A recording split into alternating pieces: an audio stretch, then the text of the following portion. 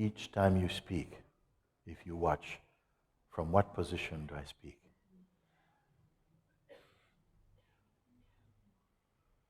Is it from the person or from consciousness? And what does conscious need to say? And if it is from the person, is there not the weakness to the person? I would ask you to care to find out, because that simple discovery is going to be greater than anything the person can achieve. Can I say like that? I'm going to shrink it down, baby food language, no? When you speak, when you talk about your life and the world and your travels and your journeys and your hopes and aspirations, when you say I, where is this I starting from? Is it starting from the person or from consciousness?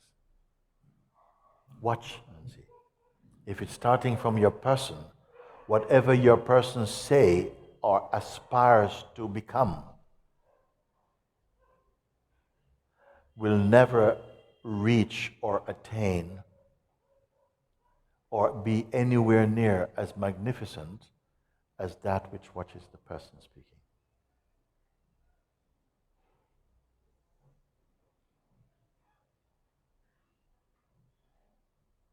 What I'm saying to you now, I hope you can recognize and prove into yourself. It's a reflex somehow to speak from, yes, I'm going to do this and I don't agree with this and what I think and you and blah, blah, blah. Where are you speaking from? Watch. I'm going to show you a new exercise. It's called eye watching. Watch your eye sense. Because until now, nobody is watching this eye sense. It's watching what the eye is watching and what the eye is saying. But I'm just saying, clarify the position of the eye that you speak from. Is this too complicated? No. So, watch this. Start if you want. I would say sometimes, go to any restaurant, any chai shop around here, they're busy enough and stuff. Sit there quietly and have a cup of tea and stuff, and listen to the conversations that happen, and watch where they're starting from. What did you think of this satsang this morning? Yeah, I thought it was really good. I mean my mind. You, what do you think? Tomorrow we're going to go, I. And see each time the feeling of I, even sometimes if I is not used, the indication is of an I. Where does it start from? From personhood or from the sense of presence? And you have an idea of how your own sense of I is operating. And if you're speaking always from the place of person, you're going round and round and round. You may think you're going up and up and up, but we're going round and round and round. If you begin to observe and recognize that the starting point of these conversations are in a place of personhood, and that is consciously observed, then you'll discover what you see. What is watching even this person? What is watching this person? Is it a person? Don't give it to your mind. You don't need your mind here. Just sober looking, just look and feel. And you'll see that there's a great expanse in you that you for a long time have not been aware of. It's not hiding, but it appears to be hidden. In the most ignorant state, you're not even aware that it is hidden. Because if you feel it is hidden, at least you know it's there. And some people maybe not even have any idea that there's such a thing. Consciousness, what the hell is that? I don't believe in that. Well, you need consciousness to believe or even disbelieve. But you're unaware. So a simple exercise, if you speak, even think,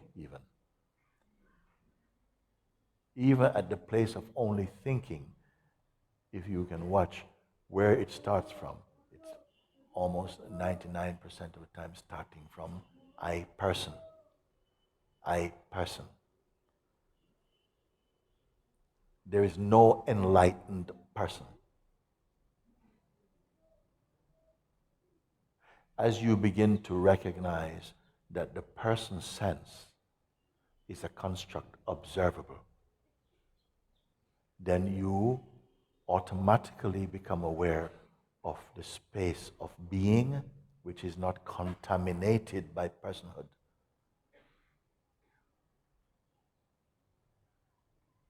But then it is as though something is trying to shut that down, like pulling the curtains closed.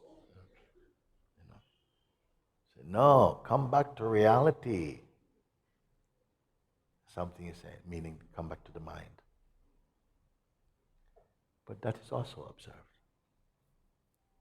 Don't identify with anything. Just keep looking. And as you're looking, you're not taking any juice from what you're looking at,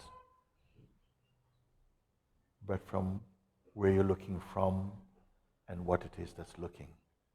There's another dimension undiscovered, largely. The dimension of being and presence. That's your first major leap into freedom. Come to this place first, and then I can guide you beyond even this place. Come to this place first. Conscious witnessing. In the beginning, you might be fascinated that, well, wait, everything that is seen, has got some attitude stapled around it, generating from the sense of personhood. But this is seen. As soon as it is seen that it is a construct, you stop supplying energy. And the greatest energy you can give to something is to identify with it. You are hemorrhaging energy to something, to a tree that bears bad fruit. I'm not saying the world of the personhood is all bad.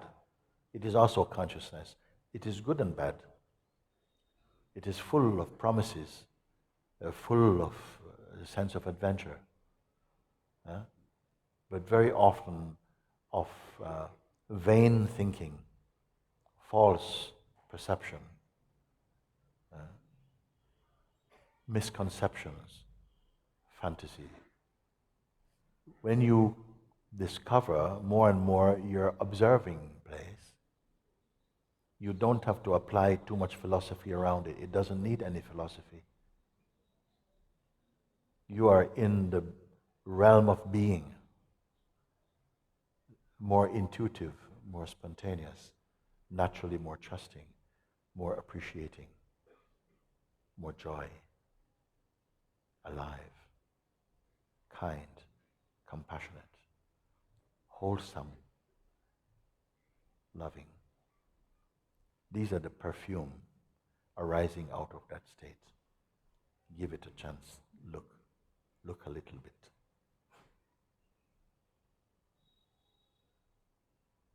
It is here that you begin to recognize that what is and what you are one, and that you spontaneously know that what you are is imperishable.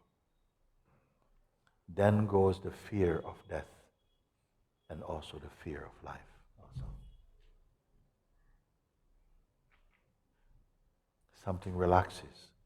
There's a natural trust with life. There's not so much need to believe in things. There's not such drive to speculate. Everything is arising spontaneously here. And you notice life takes care of life, not your mind. And spontaneously you're growing in trust, in peace, in intuitiveness.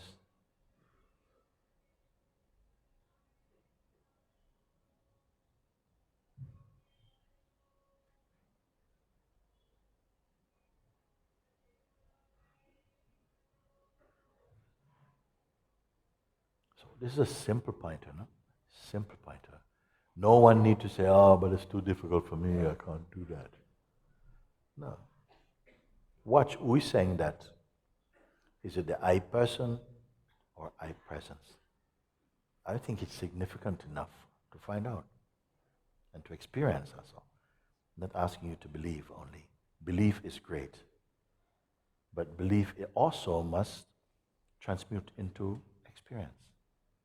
Then you can stand in the authority of your own seeing. But it's not personal. And there's no pride. This is very important. Because the truth will not be revealed in an arrogant mind.